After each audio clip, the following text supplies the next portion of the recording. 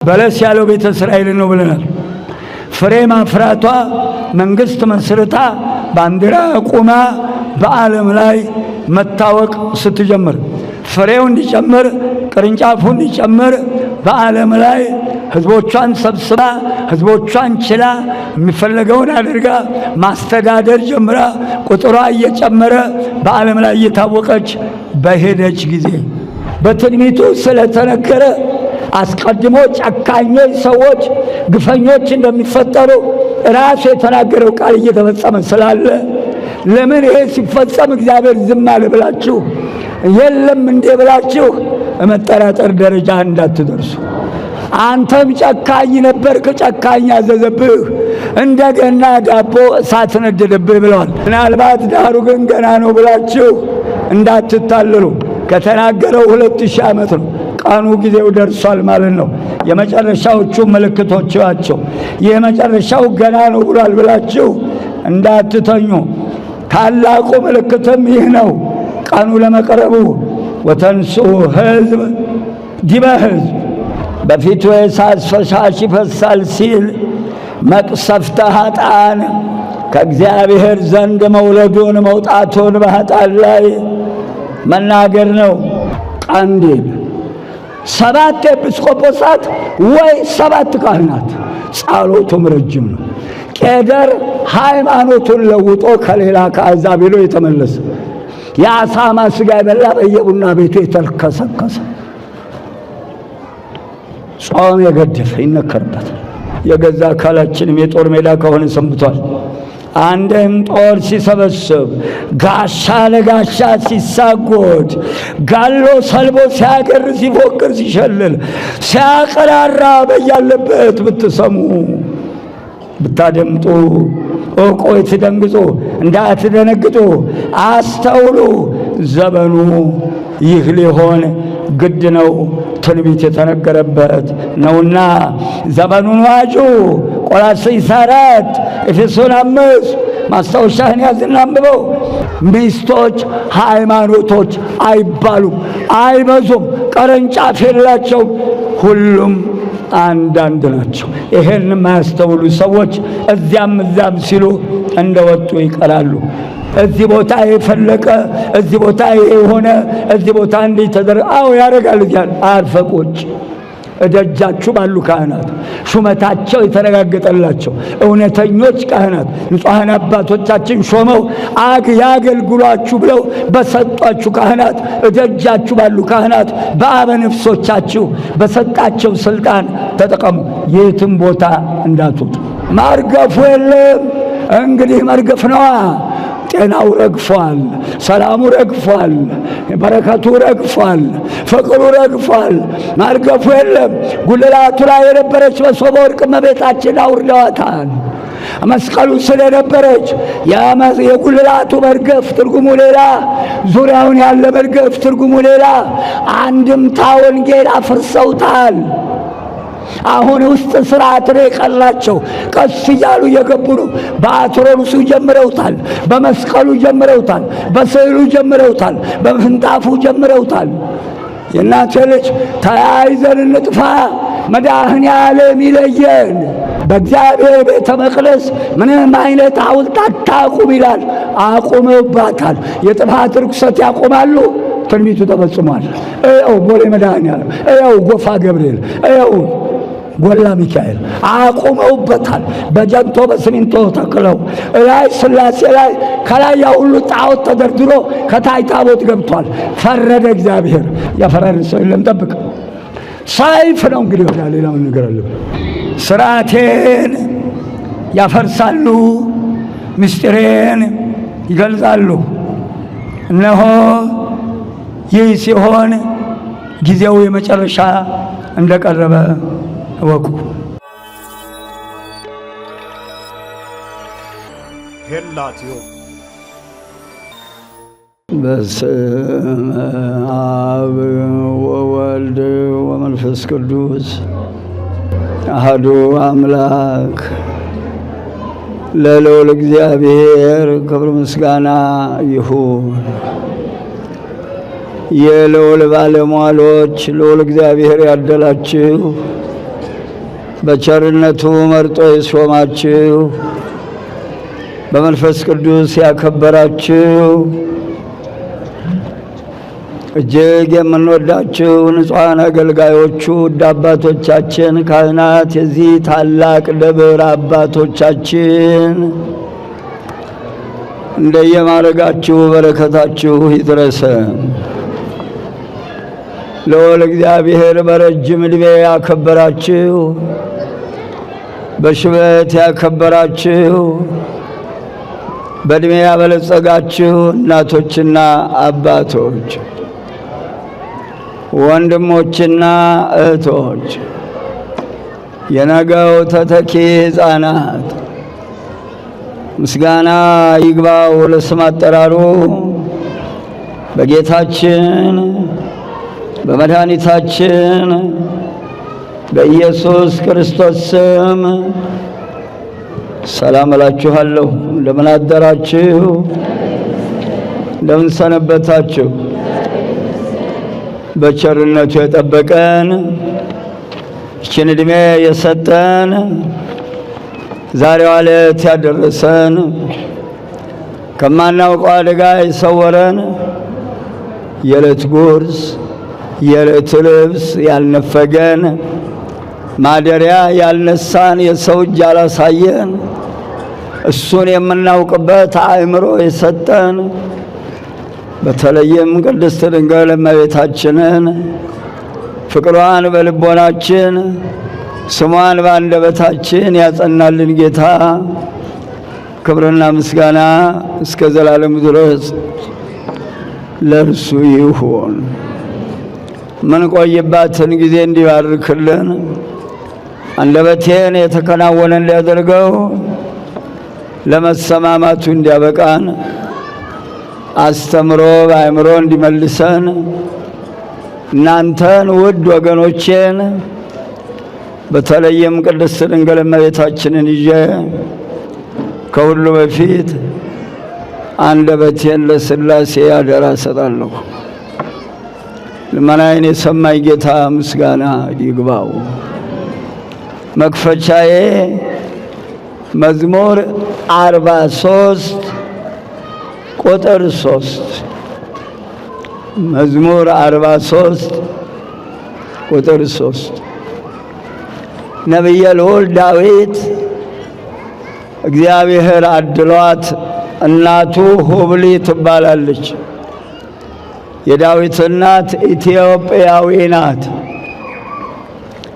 አባቱ እሴይ ይባላል።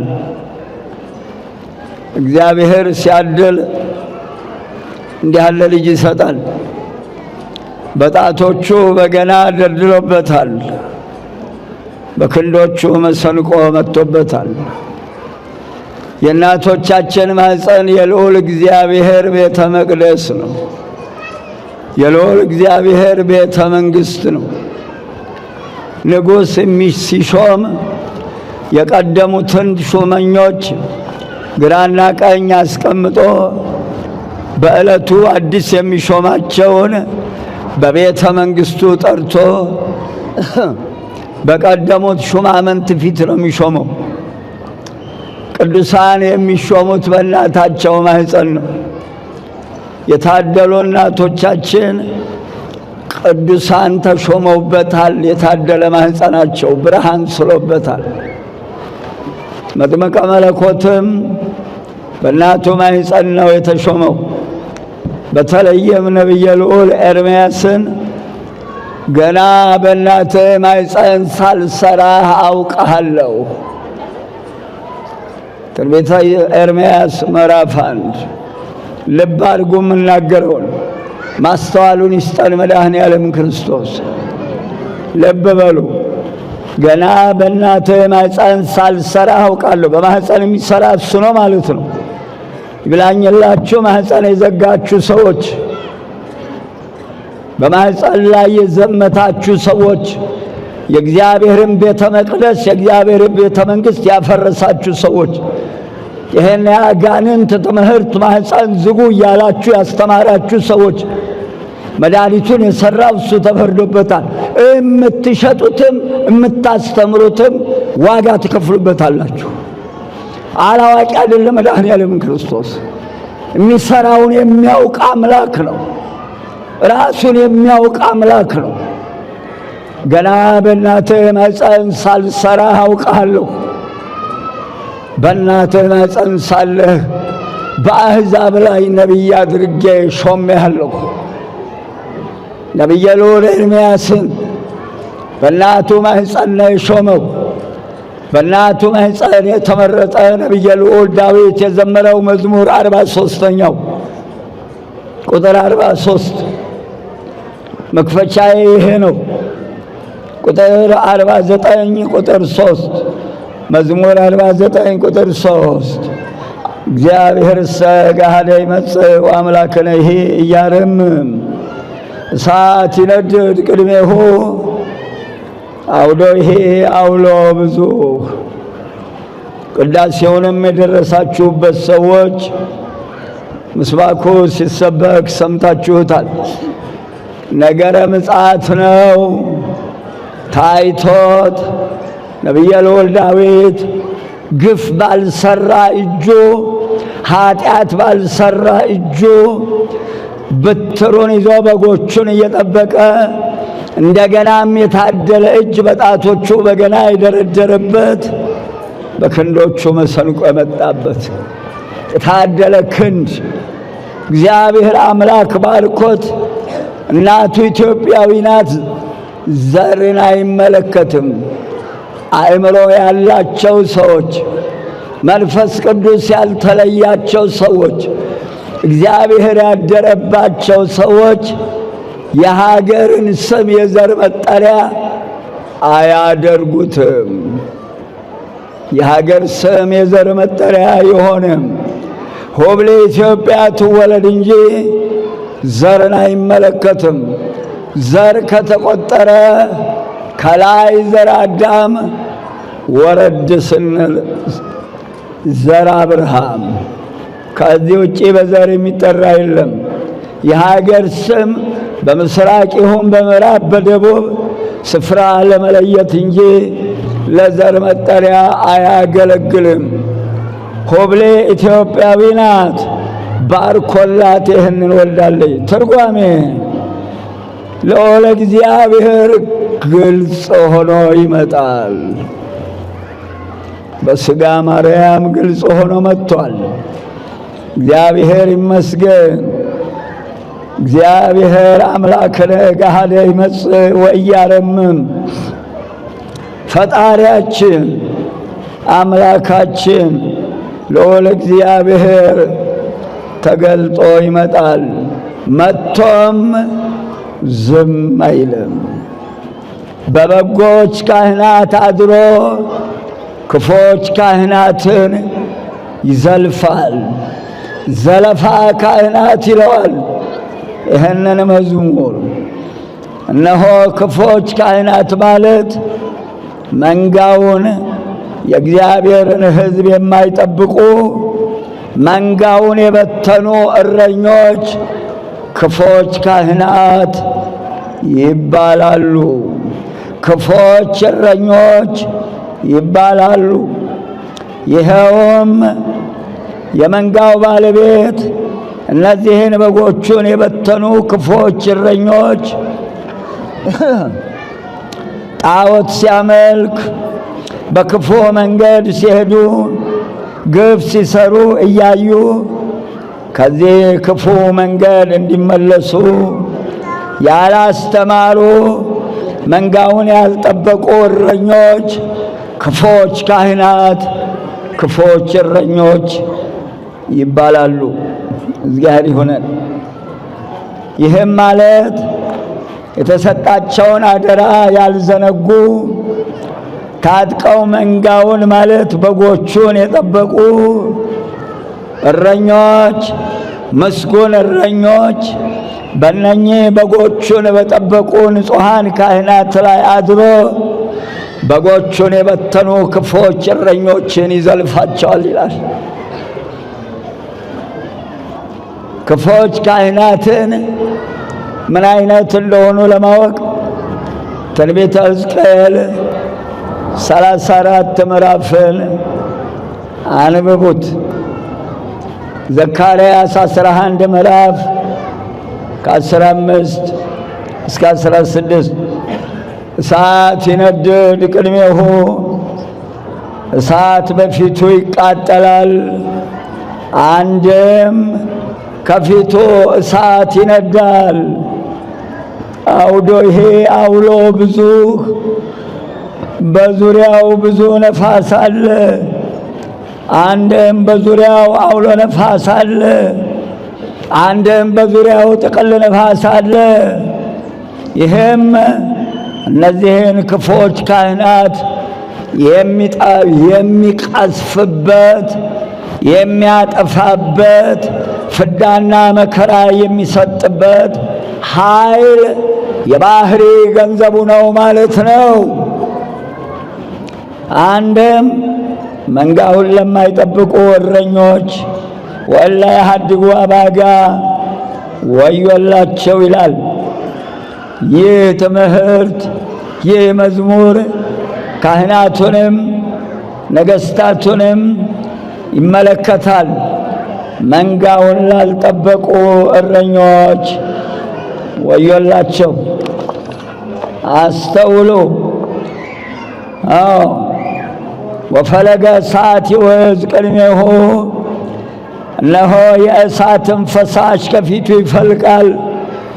አንድም የእሳት ፈሳሽ ከፊቱ ይወጣ ነበር፣ አንድም በፊቱ የእሳት ፈሳሽ ይፈሳል ሲል መቅሰፍተ ኃጥአን ከእግዚአብሔር ዘንድ መውለዱን መውጣቱን በኃጥአን ላይ መናገር ነው። አንድም እንደሚገባ ሆነው ለሚያገለግሉት ንጹሐን ካህናት ሀብተ መንፈስ ቅዱስ የሚሰጥ መሆኑን ሲናገር ፈለገ እሳት ይውህዝ ቅድሜሁ ብሎ ተናግሮታል ነቢየ ልዑል ዳዊት። አእላፍ አእላፋት ይትላክዎ፣ እልፍ አእላፋት ቅዱሳን መላእክት በፊቱ ቆመው ነበር። አንድም የብዙ ብዙ የሚሆኑ ቅዱሳን መላእክት በፊቱ ቆመው ነበር። ወትልፊት አእላፋት ይቀውሙ አውዶሙ፣ ይቀውሙ ቅድሜሁ፣ ብዙ የብዙ ብዙ የሚሆኑ መላእክት በፊቱ በዙሪያው ቆመው ነበር። ወነበረ አውደ ወከሰተ መጻሕፍተ፣ ይሄ ነው የሚጠብቀን። ፍርድም ሆነ መጻሕፍትም ተገለጡ። አንድም ጌታ በአደባባይ በክብር ዙፋኑ ተቀመጠ። አንድም ጌታችን መድኃኒታችን ኢየሱስ ክርስቶስ በምጽአት ጊዜ በአደባባይ በፍርድ ዙፋኑ ተቀመጠ። ብሉይንና ሐዲሱን ገለጠ። ብሉይና ሐዲስ መጻሕፍት እየተነበበ በመጻሕፍቱ ያለውን በመጻሕፍቱ የተጻፉትን የሰሩ ወደ መንግሥተ ሰማያት ወደ ዘላለም ሕይወት ይገባሉ። በመጻሕፍቱ የተጻፈውን ያልሰሩ ወደ ዘላለም ጉስቁልና፣ ወደ ዘላለም እሳት፣ ወደ ዘላለም ፍዳ ይሰደዳሉ። ከዚህ ያውጣን። የለም እንዴ ሰው? እግዚአብሔር ከዚህ ያውጣን። ስብሐት ለአብ ወወልድ ወመንፈስ ቅዱስ። አንድም ጌታችን በምጽአት ዕለት ምግባረ ሰናይንና ምግባረ ጻድቃንን መረመረ፣ ለሁሉም እንደየሥራቸው ዋጋውን ከፈለ።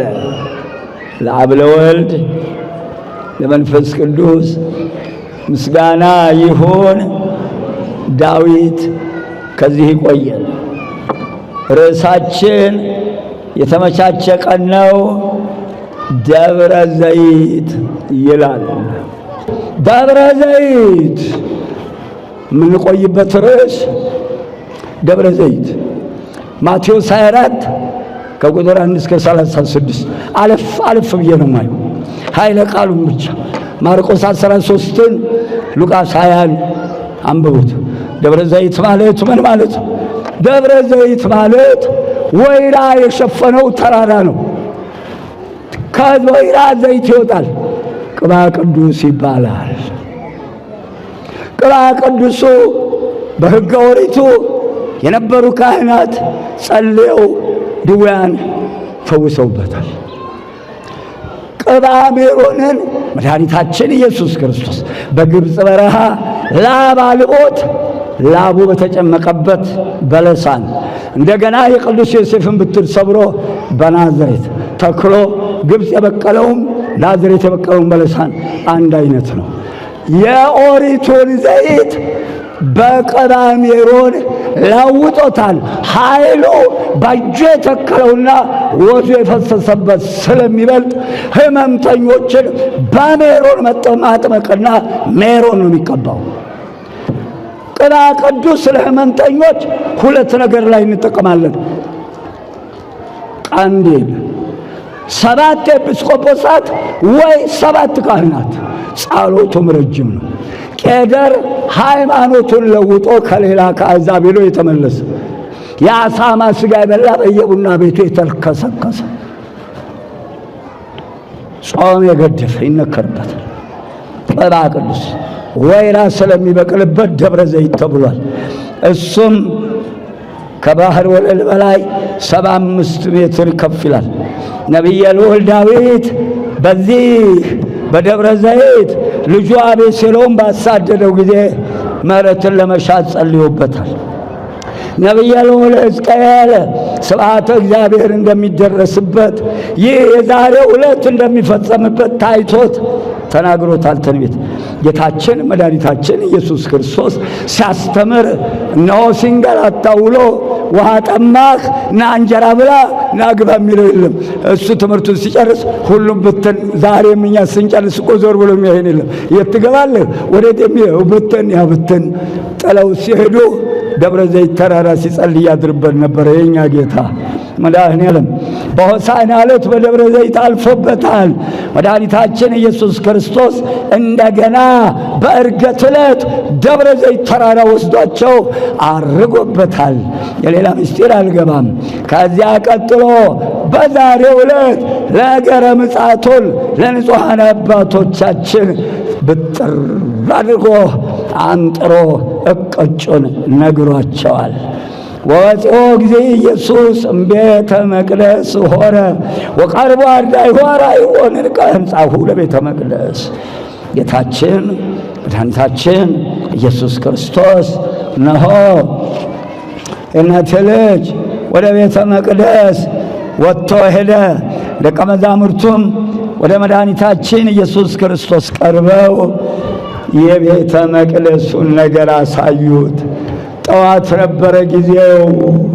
ፀሐይ ወጥቶበት ቤተ መቅደሱ ሲያሸበርቅ አይተው እንዴት እንደሚያምር አየኸው አሉት። መድኃኒታችን ኢየሱስ ክርስቶስም እንዲህ አላቸው፣ ንጹሐን ሐዋርያትን እነሆ በዚህ ዕለት ንጹሐን አባቶቻችንን አንደኛ የቤተ መቅደስን መፍረስ ነገረ ምጽአቱን የሐሳዌ መሲሕን ነገር አንተርሶ አብሮ ይነግራቸው ዘንድ ወሰነ።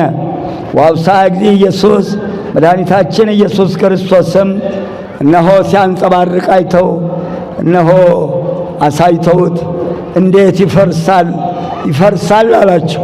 ይህም እንዲህ የሚያንጸባርቀው እንዲህ የሚያምረው ሕንፃ ይፈርሳል አላቸው። እንዴት ይፈርሳል ትላለህ አሉት። ወይቤሎሙ ትሬኑ ዘንተ ኩሎ አማን እብለክሙ ይትሐደግ ዘእብን ዲበ እብን ዘኢይትነሰት። ይህንን ሁሉ ታያላችሁ። ይህ ያስደንቃችኋል። የማይፈርስ ሆኖ ድንጋይ በድንጋይ ላይ አይቀርም ብዬ መፍረሱን በእውነት መፍረሱ እንደማይቀር እነግራችኋለሁ። ይህንን ያላቸውን ቃል ጥጦስ ኢየሩሳሌምን በወረረ ጊዜ አንድ ወታደር ድንጋይ ፈንቀል ሲያደርግ ገስት ሙሉ ወርቅ ቢያገኝ የጥጦስ ሰራዊት እንዳለ ወርቅ አገኛለሁ ብሎ ይፈርሳል ያለውን ቤተ መቅደስ በአንድ ደቂቃ ውስጥ ፍርስርሱን አውጥተውታል። አማን ብለክሙ እውነት እላችኋለሁ ሕንፃ እግዚአብሔር ሰው ይፈርሳል አላቸው። እናንተ የገረማችሁ የደነቃችሁ እንዲህ አንጸባረቀው በፀሐይ ሰው ሰራሹ ይፈርሳል ስላችሁ ደንቋችኋል። እንደውም ሕንፃ እግዚአብሔር ሰው ይፈርሳል ይሄ ደንቃችኋል አላቸው። ይፈርሳል ሕንፃ እግዚአብሔር ሰው ያልቃል፣ ይበሰብሳል፣ እርስ በርሱ ይተራረዳል፣ ይተላለቃል።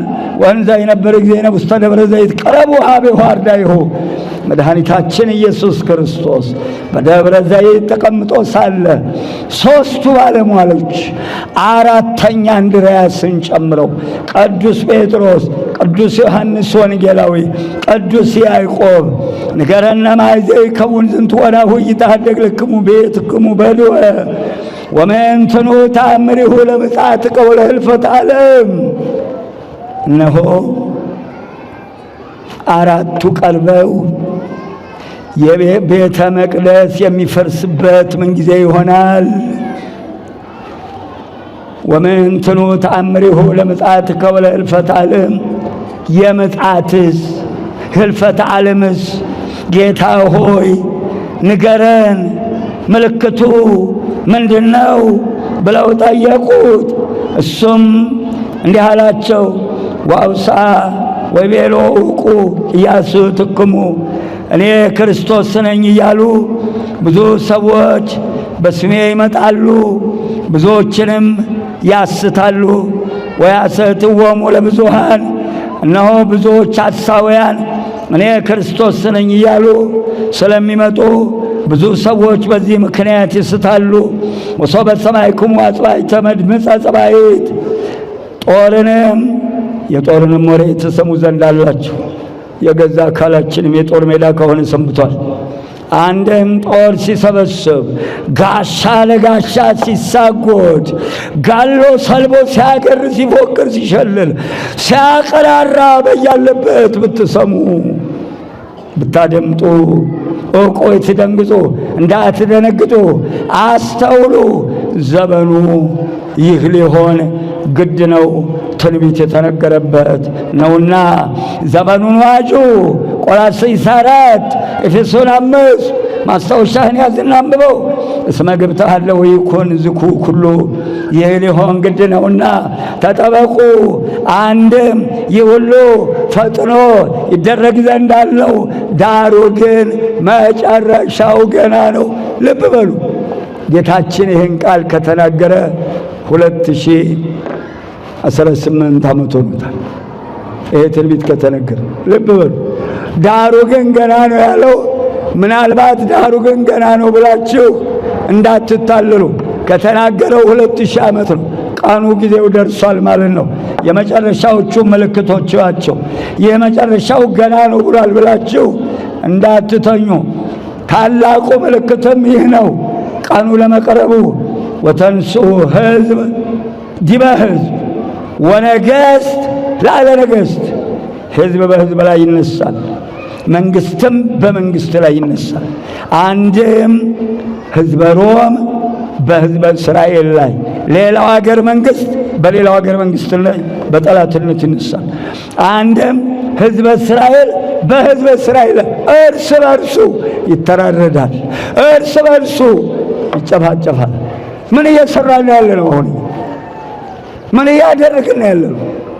ሂድ ያዝ።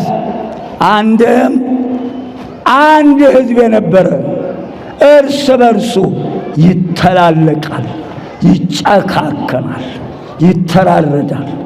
አንድም ነገሥተ እስራኤል በነገሥተ እስራኤል ላይ እርስ በርሳቸው ነገሥታቱ የአንድ ሀገር መንግስት ነገሥታት ሁለት ተከፍለው እርስ በርሳቸው ነገሥታቱ ይጨፋጨፋል። ይህ ምልክት ይሆነ አንድ ሀገር እንዲያስተዳድሩ የተሾሙ ሹማምንት እርስ በርሳቸው በጠላትነት ይነሳሳሉ፣ እርስ በርሳቸው ይጨካከናሉ፣ ይተራረዳሉ፣ ይተላለቃሉ። ይህ ምልክት ይሆናችሁ። አንድ ወገን አንድም ወገኑን ወንድሙን በጠላትነት ይነሳበታል። አንድም ወገን በወገኑ ወንድም በወንድሙ እናት በልጇ አባት በልጁ ሚስት በባሏ ባል በሚስቱ እርስ በርሱ በጠላትነት ይነሳል፣ ይተራረዳል፣ ይገዳደላል። አስተውሉ። እስራኤል 12 ነገድ ናቸው። 12 ነገዶች ከእኔ ወገን ይንገስ ከእኔ ወገን ይንገስ ብለው ቀን ሲተንትን ሲሉ ይላሉ፣ ሲመራረጡ ይላሉ። ጨለም ሲል ሾተል በጉያው ይዝና ያንን የወጋውና ይወድቃል፣ ይገላል፣ ገሎት ይሄዳል። ቀን ሲመራረጡ ሌሊት ሲገዳደሉ ያድራሉ። የገደለው አይታወቅ፣ የወደቀበት አይታወቅ፣ ሞታውር ተብሏል። እርስ በርሱ 12 ነገደ እስራኤል። አስተውሉ። የመለከት የሆናችሁ እስቲ አስተውሉ። ያለንባት ዓለም ወዘሮ ዓለሚቱ እንደ 12ቱ ነገደ እስራኤል እርስ በርሳቸው ተለያይተው ይናጎዳሉ። ጌታችንም የመጨረሻውን ዘመን ምልክቶች መናገሩ ሁላችንም እንድንጠነቀቅና የት እንዳለን ራሳችን በዘመኑ መስተዋትነት እንድናይ ያስተምረናል። ለመሆኑ መለያየትን ከማን ተማር ነው? እርስ በርሷ የምትለይ መንግሥት ትጠፋለች። ቤተሰብም እርስ በርሱ ቢለያይ ያ ቤተሰብ ይፈርሳል። እነሆ እርስ በርሱ የሚለይ ከተማም ወይም ቤት አይቆምም። ማቴዎስ 12 ከ25 ቁጥር ጀምሮ ጌታችን አምላካችን በማይታበል ቃሉ እርስ በርስ መለያየት የሚያወጣውን ውድቀት ነግሮናል። ማርቆስ 3 ቁጥር 23 ጀምሮ አንብቡት። እነሆ ዛሬ የአቤልን ደም የቀመሰች መሬት እነሆ እርስ በርሱ በገዛ ራሱ የአንድ አባት የአንድ እናት ልጅ የአንድ ማህፀን የአዳምና የሔዋን ልጅ እርስ በርሱ ተለያይቶ እርስ በርሱ እየተናጎደ የአቤልን ደም የቀመሰች መሬት በደም እየታጠበች ትገኛለች። ወይዘሮ ዓለሚቱ ተጨንቃለች። የወንድማማች ደም እየጠጣች ምድር በራሷ ላይ ጭንቀትን አምጥታለች። በገዛ ራሷ የምንኖርባት ዓለም ልርገፍ ልርገፍ ልርገፍ እያለች ነው። አባቶቻችን ነግረውናል። ጥፋት የታዘዘባት ከተማ ነጋሪት እንዳይጎሰምባት አትሰማ፣ እንዳንሮጥም እንዳንሸሺ ምኒቱ ቀን መጣሽ ብለዋል። አንድም ነገሥተ ሮም በነገሥተ እስራኤል ላይ ይነሳሉ። አንድ ወገን በሌላው ላይ ያለምንም ምክንያት ይነሳበታል። ወይመጽእ ረሃብ ወብድብድ ወድልቅልቅ ውስተ ኩሉ ባሕውርት ረሃብ ቸነፈር የምድር መናወጥ በልዩ ልዩ ስፍራ ይሆናል። በየሀገሩ ረሃብ፣ በየሀገሩ ካታ፣ ቸነፈር፣ ስደት፣ በሽታ፣ ሽብር፣ እሪታ፣ ጫጫታ ይደረጋል። ይህ ሁሉ ምልክት ይሆናችሁ። ወዝንቱ ኩሉ ቀዳሚሁ ለሕማም ሞቱ። እነዚህ ሁሉ ማለት በየሀገሩ ረሃብ፣ ቸነፈር፣ ሽብሩ፣ ካታ፣ ጫጫታ ሁሉ ሲሆን የምጥ መጀመሪያ ናቸው። ያን ጊዜ ቅዱሳን ሰማዕታትን፣ ንጹሐንን፣ ክርስቲያኖችን ሁሉ አሳልፈው ይሰጧቸዋል፣ ይገድሏቸውም። መምህራኑም በየምኩራቡ ይገርፏቸዋል። ስለ ስሜ በያለበት የተጠላችሁ ትሆናላችሁ፣ በእኔ ስም ስላመናችሁ፣ በእኔ ስም ስላስተማራችሁ ትጠላላችሁ፣ በእኔ ስም ስለተጠራችሁ አሕዛብ ሁሉ ይጠሏችኋል፣ ያሳድዷችኋል። ወኢተአሚረ ያሉ ብዙሃን ሃይማኖቶሙ፣ በዚያን ዘመን ብዙ ሰዎች ይሰናከላሉ። በዚያን ጊዜ ብዙ ሰዎች ሃይማኖታቸውን ይለውጣሉ። ብዙዎች የሚሰሩትን የሚያደርጉትን አያስተውሉም፣ አያውቁም። በቃሉ የተነገረው ትንቢት በሰውነታቸው አይሰርጽም። የግል ፍላጎታቸውንና ስሜታቸውን ለማርካት ብልጣብልጦች በፈለሰፉት የቡድን አይነት ወይም የእምነት አይነት ውስጥ ይሰገሰጋሉ፣ እየሄዱ ይመሰጋሉ። ይህንን የተናገረውን ቃል አያስተውሉም። ብዙዎች ወደ ሌላ እምነት እየሄዱ የሚገቡት በዚህ ትንቢት ቃል መሰረት መሆኑን ልብ ይሏል። ሃይማኖት አንዲት ናት፣ ቅርንጫፍ የላትም። ሚስቶች እግዚአብሔሮች፣ መላሶች፣ ልቦች፣ ባሎች፣ አዎ የእናቴ ልጅ፣ አዎ ሚስቶች ሃይማኖቶች አይባሉም፣ አይበዙም፣ ቅርንጫፍ የላቸውም። ሁሉም አንዳንድ ናቸው። ይሄን የማያስተውሉ ሰዎች እዚያም እዚያም ሲሉ እንደወጡ ይቀራሉ። አዎ ወብዙሃን ሐሳውያን ነቢያት ይመጹ፣ ብዙ ሐሰተኞች ነቢያት ይመጣሉ። እስከ ዛሬ ያልተደረገ ድንቅ ታምራት የሚሰሩ፣ ሙት እስከ ማስነሳት የሚደርሱ ድንቅ ታምራት የሚያደርጉ፣ ፍጹምነት ደረጃውን የደረሰውን እስከሚያስቱ ድረስ ታላላቅ ድንቅ ታምራት ይሰራሉ። እነሆ በእነዚህ ሰዎች ምክንያት ብዙዎች ይሰናከላሉ ይላል። አርፋችሁ ተቀመጡ። እዚህ ቦታ የፈለቀ፣ እዚህ ቦታ የሆነ፣ እዚህ ቦታ እንዲህ ተደረገ። አዎ ያደርጋል። እዚያ አርፈ ቁጭ። እደጃችሁ ባሉ ካህናት፣ ሹመታቸው የተረጋገጠላቸው እውነተኞች ካህናት ንጹሐን አባቶቻችን ሾመው ያገልግሏችሁ ብለው በሰጧችሁ ካህናት፣ እደጃችሁ ባሉ ካህናት በአበ ነፍሶቻችሁ በሰጣቸው ስልጣን ተጠቀሙ። የትም ቦታ እንዳትወጡ። እግዚአብሔር ይጠብቃችሁ። በዚህ ዘመን ወዘሳ ዝለፈትህ ገዝቶ ውቱ ይድህን። ከአመፃ ብዛት የተነሳ ከኃጢአትና ከግፍ ብዛት የተነሳ በምድር ላይ የሚሰራውን ግፍ እያየ ራሱን እያሳቀቀ እስከ መጨረሻው የሚሰራውን ግፍ አይቶ ያልካደ የጸና እርሱ ይድናል። እርሱ የጨከነ ይድናል። ወገኖቼ እግዚአብሔር የሌለ እንዳይመስላችሁ።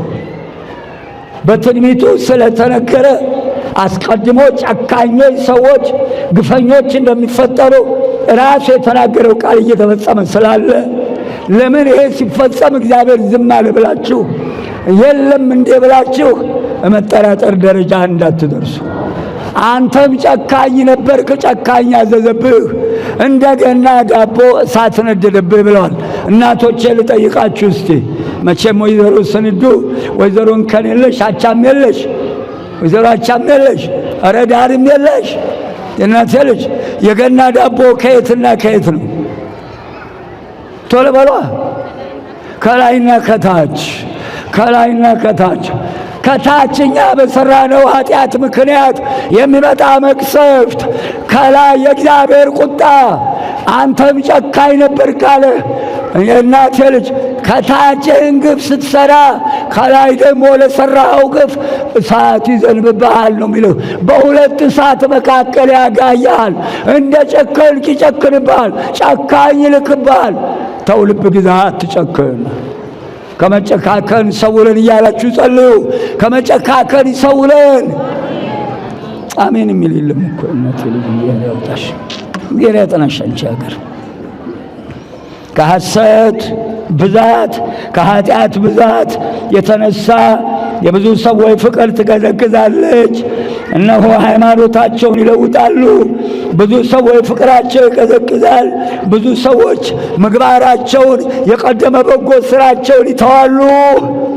ልብ አድርጉ፣ ወደ ኋላ ይመለሳሉ። ያዝ ወይሰበክ ዘወንጌል መንግሥት ውስተ ኩሉ ዓለም።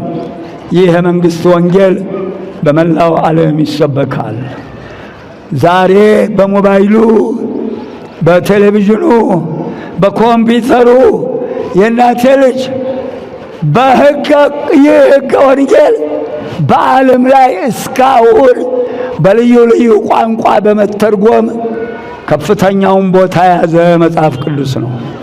ዓለም ዛሬ መጽሐፍ ቅዱስን ወንጌልን አልሰማሁም ብሉይና ሐዲስን እንዳትል በኮምፒውተሩ፣ በቴሌቪዥኑ በልዩ ልዩ ቋንቋ ተተርጉሞ ወንጌል የሌለበት የለም።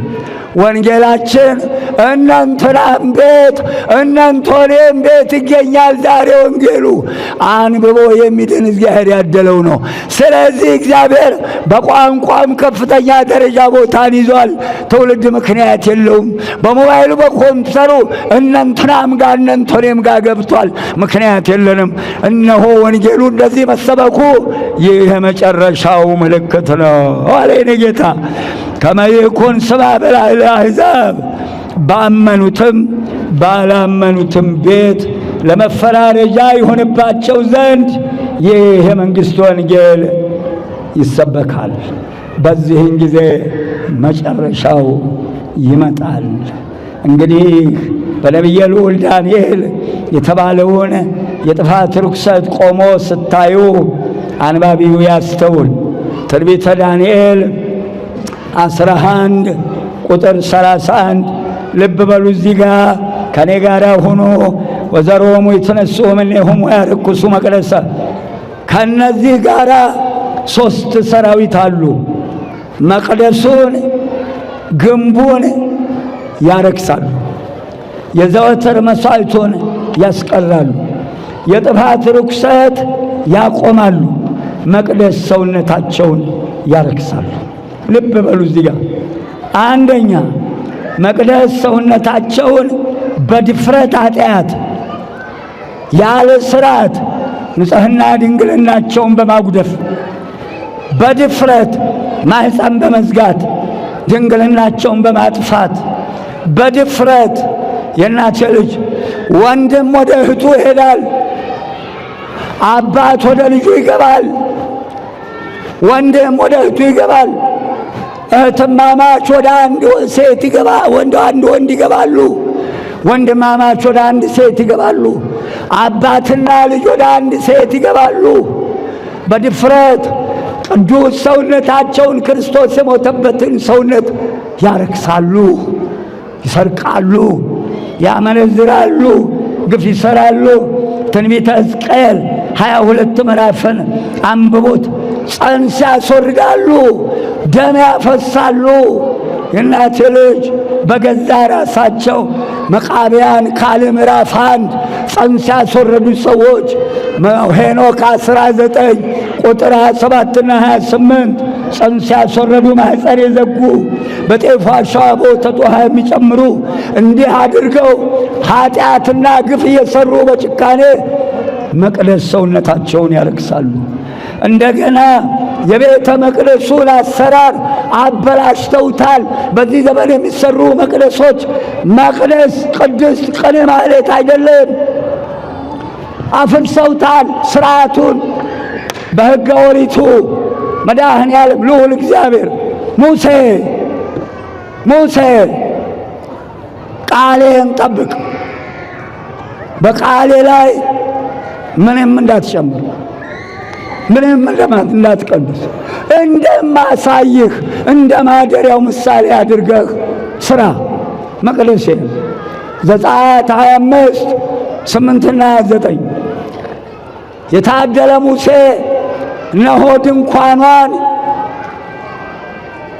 ቅድስተ ቅዱሳን መቅደስ ደብተራ ኦሪት 3 አልጎ ሰራት ድንኳኗን። አንቲዩቱ ደብተራ ዘቀዳሚት አንድምታ ውዳሴ ማርያም። እንደገና በቃል ለሙሴ እንደማሳይ እስራኤልን በፊልጵስዩስ ሰኔ 20 ስንክሳር አንብቡት። እነሆ ቅዳሴ ማርያም ክፍል 3 አንብቡት። ሐዋርያትን በደመና ሰብስቦ 3 ድንጋይ አምጥቶ መቅደስ ቅድስት ቅኔ ማህሌት አድርጎ መቅደስ ሕንፃ ቤተ ክርስቲያን አሰራር ሥርዓተ ቤተ ክርስቲያን ሁለቱን አስተምሮ በሰሩት ቤተ መቅደስ ሐዋርያት ራሱ ቀድሶ እመቤታችንን መቅደስ አድርጎ ለሶስተኛ ጊዜ ሐዋርያትን አቁርቦ አድርጓል። መቅደሱን ያረክሳሉ፣ ሥርዓቱን ያፈርሳሉ አለ። ዛሬ የሚሰሩ አብያተ ክርስቲያናት ማርገፉ የለም። እንግዲህ መርገፍ ነዋ። ጤናው ረግፏል፣ ሰላሙ ረግፏል፣ በረከቱ ረግፏል፣ ፍቅሩ ረግፏል። ማርገፉ የለም። ጉልላቱ ላይ የነበረች መሶበ ወርቅ እመቤታችን አውርደዋታል። መስቀሉ ስለነበረች የጉልላቱ መርገፍ ትርጉሙ ሌላ፣ ዙሪያውን ያለ መርገፍ ትርጉሙ ሌላ። አንድምታ ወንጌል አፍርሰውታል። አሁን ውስጥ ስርዓት ነው የቀላቸው። ቀስ እያሉ እየገቡ ነው። በአትሮንሱ ጀምረውታል፣ በመስቀሉ ጀምረውታል፣ በስዕሉ ጀምረውታል፣ በፍንጣፉ ጀምረውታል። የእናቴ ልጅ ተያይዘን እንጥፋ። መድኃኔዓለም ይለየን፣ በሚለየው መንገድ ይለይ። ቀልደውበታል ቤተ መቅደሱን። የጥፋት ርኩሰት ያቆማሉ። ያዝ የጥፋት ርኩሰት ያቆማሉ። ዘዳግም 27 ቁጥር 15 በእግዚአብሔር ዘንድ የተጠላ በሰው እጅ ሥራ የተቀረጸ በሰው እጅ የተሠራ ቀልጦ የተሠራ ምስል የሚያደርግ እርጉም ይሁን። ዘዳግም 27 ቁጥር 28 በጀሶ በሲሚንቶ በፕላስቲክ እየሰሩ በየቤተ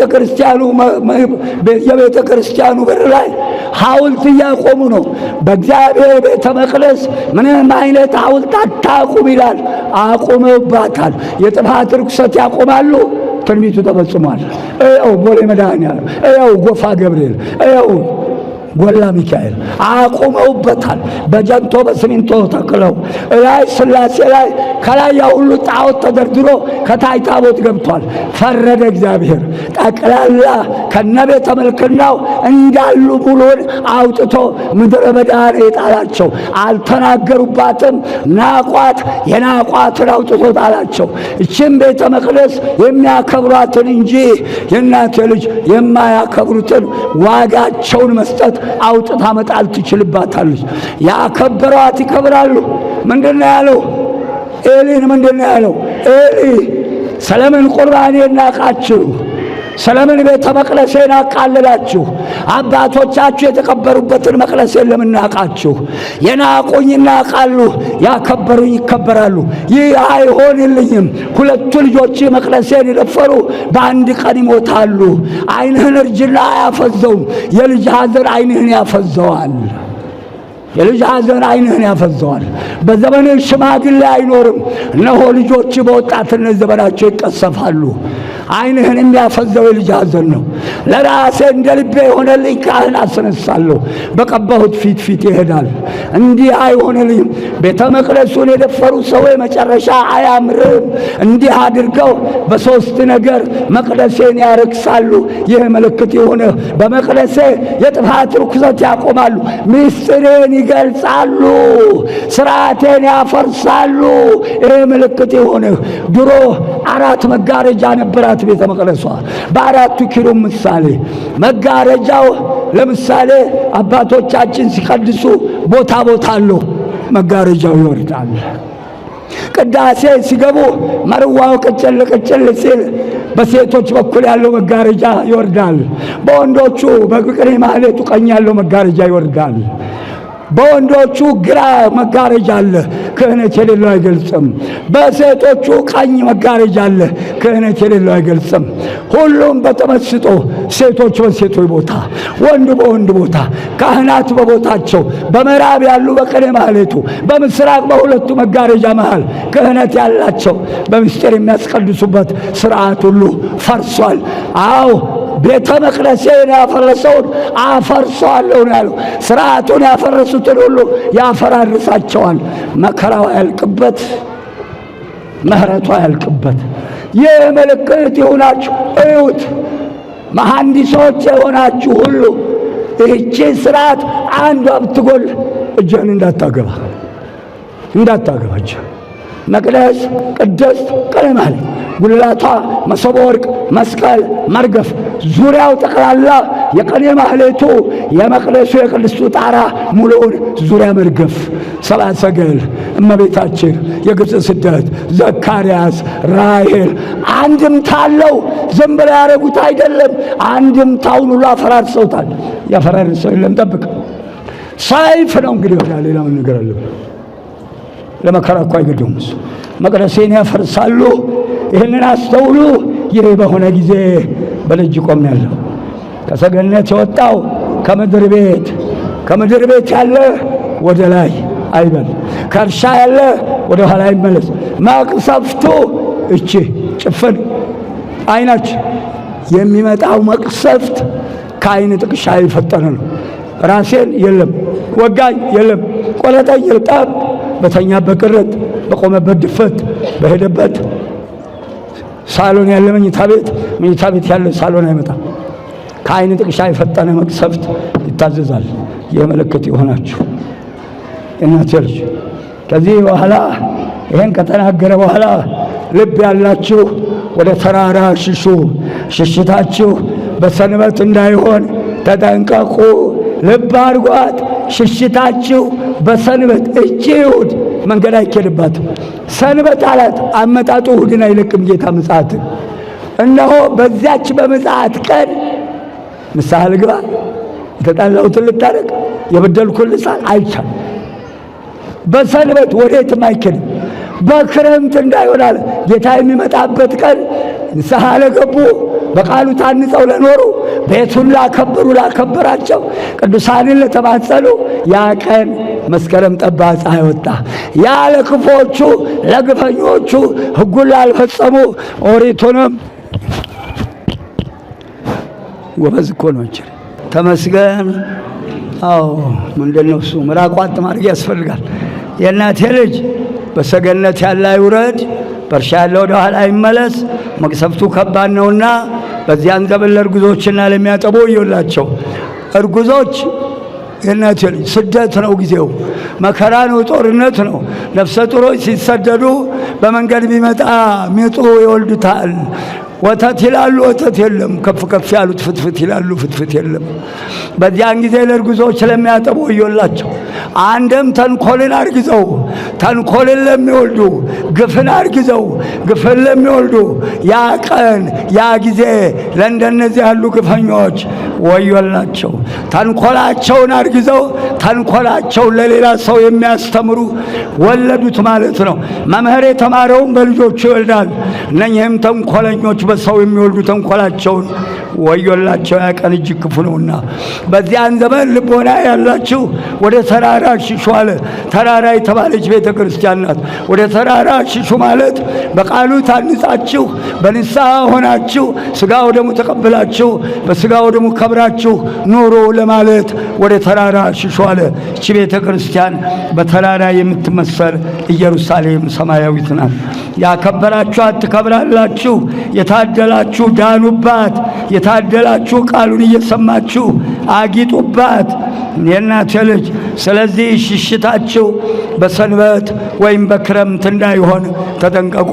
ጌታ የሚመጣበት ዕለት ክረምት ነው፣ የሚመጣው በሰንበት ነው።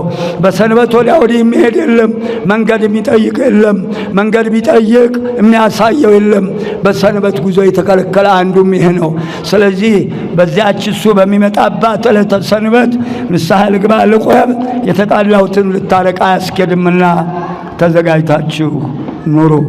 እስመ ይከወን ታሚራ ብየ ሕማም ወመንዳቤ ዘይኮነ ከማሁ እምፍጥረተ ዓለም እስከ ዮም። ከዛ ዓለም ከተፈጠረ ጀምሮ እስከ ዛሬ ድረስ ተደርጎ የማይታወቅ ከእንግዲህ ወዲህ የማይሆን ከእንግዲህ ወዲህ የማይደገም ታላቅ ጸዋቶ መከራ ይሆናል። እነኛ ቀኖች ስለተመረጡት ሰዎች ስለ ቅዱሳን በእመቤታችን አማላጅነት በቅዱሳን አማላጅነት በእመቤታችን እንባ በእግዚአብሔር ቸርነት በቅዱሳን መላእክት አማላጅነት ከቀኑ 4 ሰዓት ከሌሊቱ 4 ሰዓት ያነሳል። 8 ሰዓት ይነሳል። የእናቴ ልጅ ከቀኑ 8 ከ24 8 ሲቀነስ ስንት ይቀራል?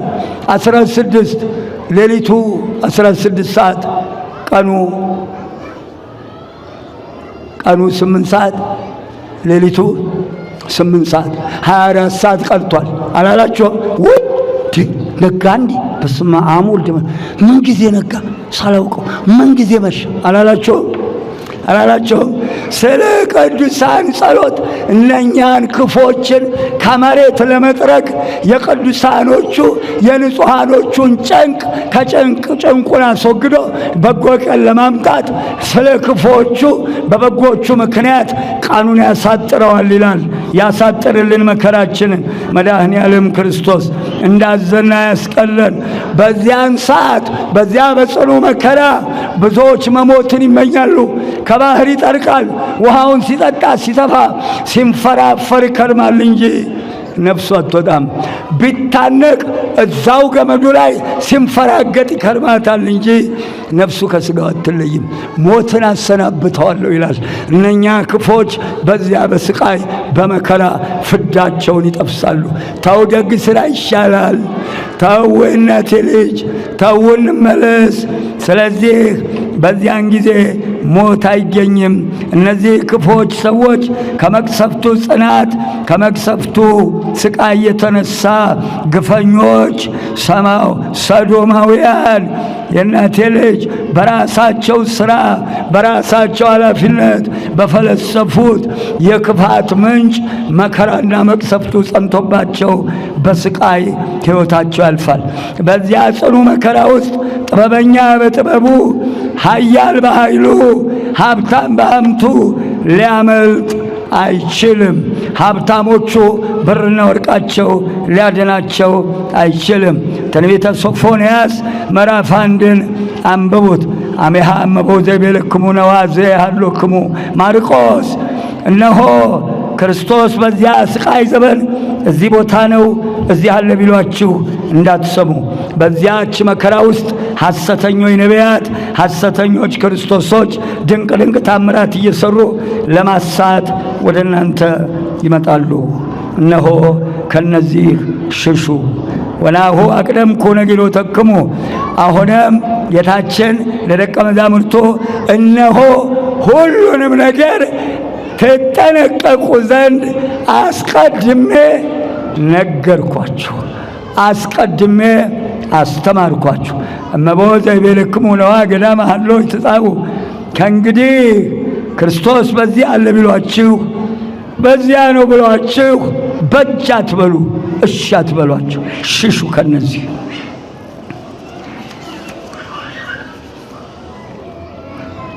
ከዚያም ሀባህሎ ገደላ ይትጋቡ አንሰርት በደን ባለበት አሞሮች ይሰበሰባሉ። እናንተም እኔ ባለሁበት ትሰበሰባላችሁ። ንጹሐን ሐዋርያትን አንሰርት አላቸው፣ ተመስጦ አላቸውና። ንስር ከባድ ነው። የትና የት ርቀት ሆኖ ጤፍን ማየት ይችላል መሬት። የእግዚአብሔር ስጦታ ነው። ንጹሐን አባቶቻችንም ከወይነ ሰዓት የደረሱ አባቶቻችን ሰባቱ ሰማይ ጽርሐ አርያም ዓይናቸው አልፎ እንደ ብፁዕ አባታችን አቡነ ተክለ ሃይማኖት ያሉ የሥላሴን ዙፋን ያዩ ነበር። እግዚአብሔር አምላክ የአባታችን የአቡነ ተክለ ሃይማኖት አምላክ ልመናችንን ይሰማ። በዚያን ጊዜ ፀሐይ በዚያ ወራት ፀሐይ ይጨልማል፣ ጨረቃ ብርሃንን አትሰጥም፣ ከዋክብት ይረግፋሉ። ፀሐይ ይጨልማል ሲል ፀሐይ ያለው ነገሥታቱን፣ ካህናቱን፣ መሳፍንቱን፣ መኳንንት ፀሐይ አላቸው። ፀሐይ የእናቴ ልጅ የፀሐይ ብርሃን ጨረቃ ላይ ሲያርፍ ጨረቃ ታበራለች። ነገሥታቱ መሳፍንቱን መኳንንቱን ይሾማሉ። መሳፍንቱ መኳንንቱ ከታች ያሉትን ይሾማሉ። ፀሐይ ያለው ከላይ ያሉትን፣ ጨረቃ ያለው በተዋረድ ያሉትን፣ ከዋክብት ያለው ሰራዊታቸውን። እነሆ ፀሐይ ትጨልማለች ሲል በድንገት በዚህ ዘመን ያሉ ነገሥታት ሳያስቡት የሕይወታቸውን ማለፍ፣ የቤተ መንግሥታቸውን መፍረስ፣ የመንግሥታቸውን መበተን መናገር ነው። ጨረቃ ያለው አንድም አሕዛብን ነው። አሕዛብ በምድር ይበዛሉ። አሕዛብ ጨረቃ ብርሃኗ መሬትን እንዲሸፍን፣ አሕዛብ ብዛታቸው ምድርን ይሸፍናል፣ ኃጢአታቸው ምድርን ይሸፍናል። ይጨልማል ሲል ሳይታሰብ በድንገት ጥፋታቸውን መናገር ነው።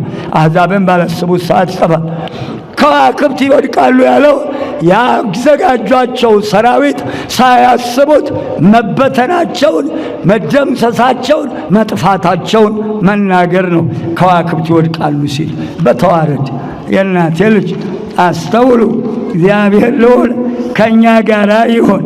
እነሆ በዚህ መሃል እንዳለ ራእየ ዮሐንስ 8 ምዕራፍ ላይ እነሆ ከዋክብት ይወድቃሉ ሲል ራእየ ዮሐንስን አንብቡት። እነሆ ወስሙ ለውእቱ ኮከብ ጉስታር፣ የወደቀው ኮከብ ስሙ ሬቶ ይባላል።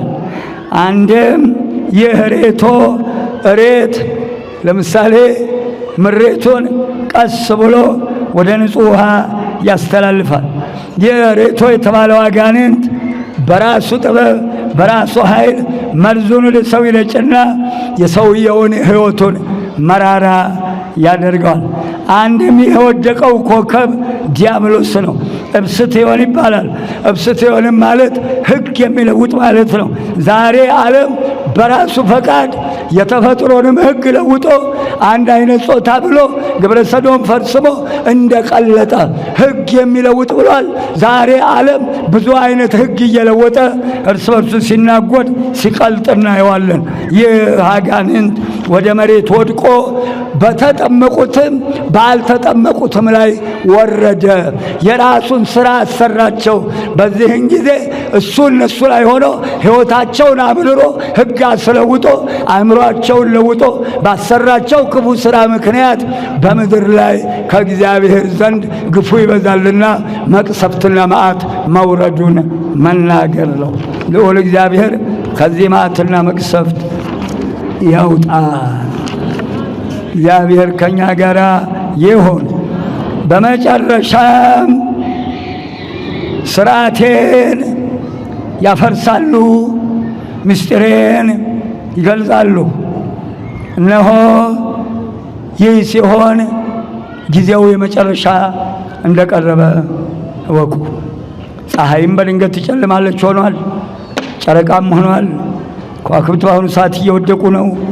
ይህን ሁሉ ስታዩ በደጅ መቆሜን እወቁ።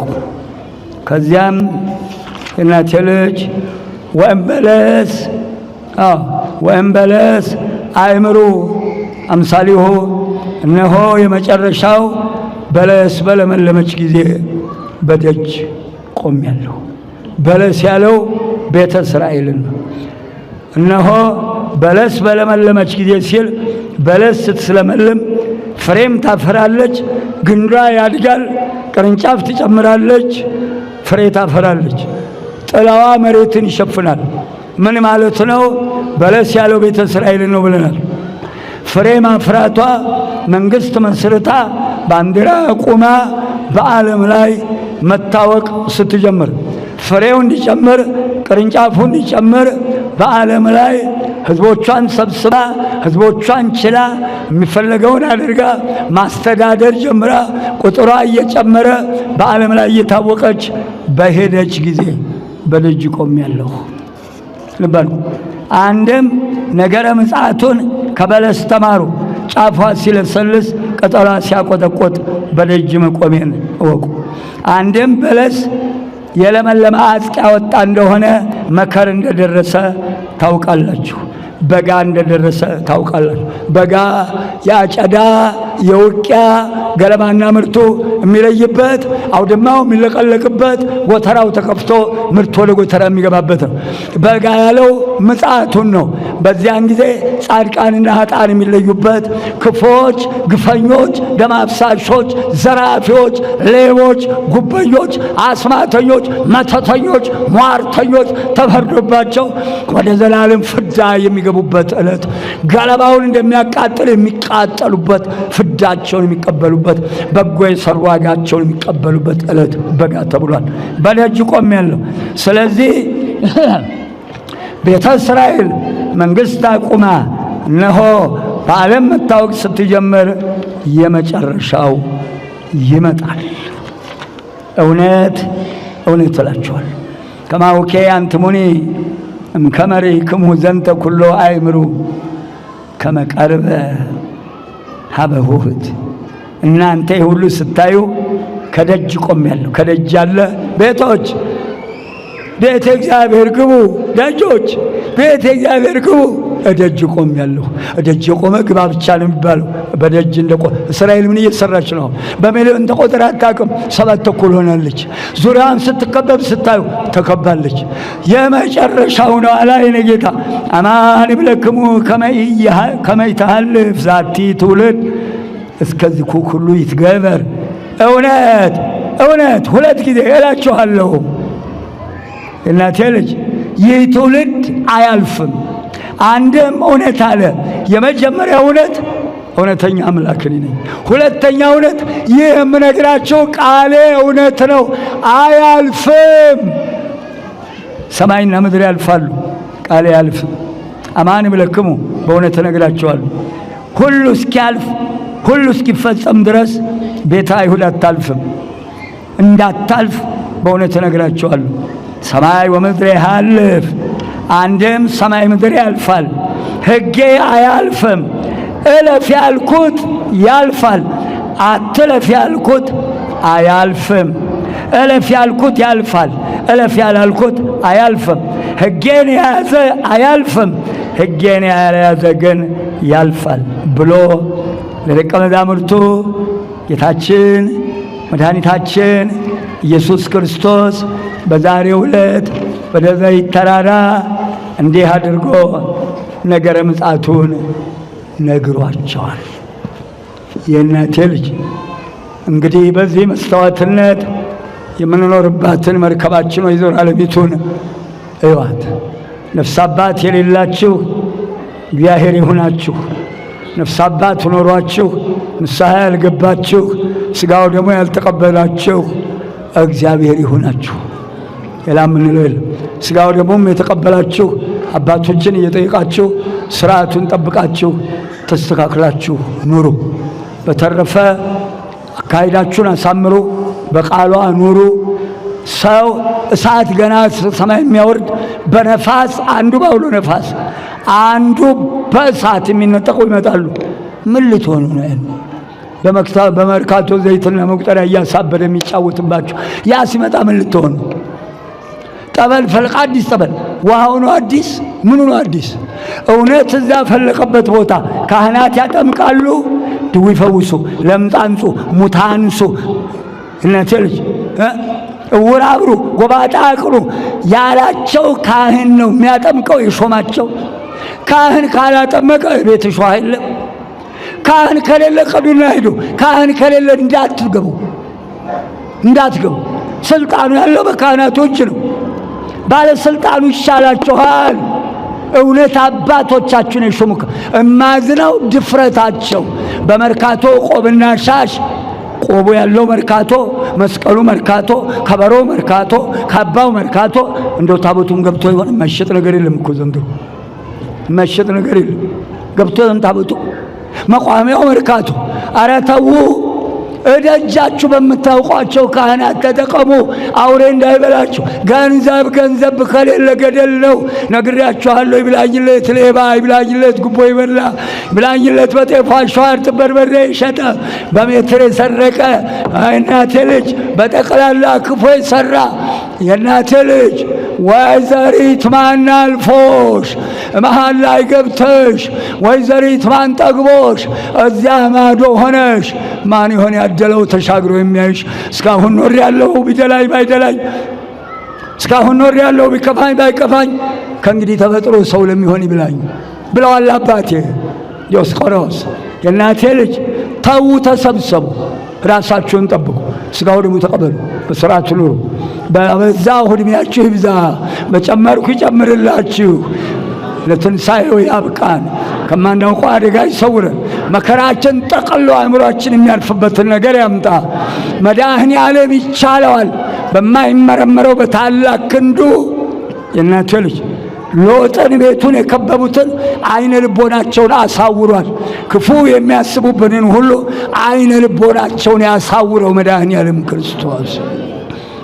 የእናቴ ልጅ የዳንኤልን አንበሶች እንዳይበሉት አፋቸውን የዘጋ መልአኩ ቅዱስ ሚካኤል እነሆ እናቴ ልጅ አፋቸውን የከፈቱትን አናብስት አፋቸውን መልአኩ ይዝጋልኝ።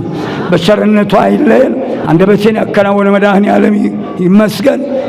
ባበዛው ዕድሜያችሁን ያብዛ። ታግሳችሁ እንደዘማችሁ ትዕግስቱን ያድላችሁ ለመንግሥተ ሰማያት ለትንሣኤ ያብቃን። ስሙ የከበረ ይሁን።